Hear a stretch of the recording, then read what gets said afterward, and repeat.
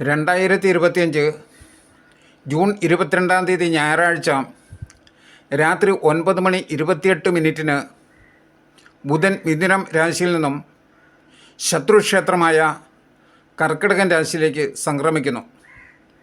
2025 August 30 വരെ ബുധൻ കർക്കിടകൻ രാശിയിൽ തുടരുന്നതാണ്. സാധാരണഗതിയിൽ 14-18 ദിവസം കൊണ്ട് രാശി മാറുന്ന ബുധൻ ക്രമഗതിയിലും വക്രഗതിയിലുമായി 68 ദിവസം കർക്കിടകൻ രാശിയിൽ തുടരുന്നതാണ്.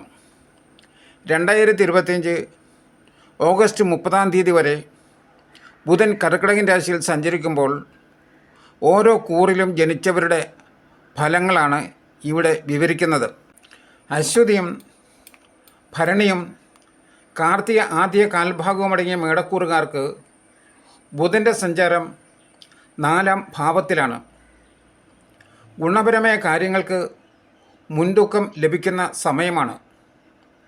മാതാവിൻ്റെ ആരോഗ്യം സംബന്ധിച്ച ഉത്കണ്ഠകൾ അകലുന്നതാണ്. മാതൃബന്ധുക്കളുടെ സഹകരണം ലഭിക്കും. സുഹൃത്തുക്കളിൽ നിന്നും ശക്തമായ പിന്തുണ വന്നു ചേരുന്നതാണ്. വീട് പണിയിൽ പുരോഗതി ഉണ്ടാകും. പഴയ വാഹനം മാറ്റി വാങ്ങുവാൻ സാധ്യതയുണ്ട്. കർമ്മരംഗം ആസൂത്രണ മികവിനാൽ പുഷ്ടിപ്പെടുന്നതാണ്.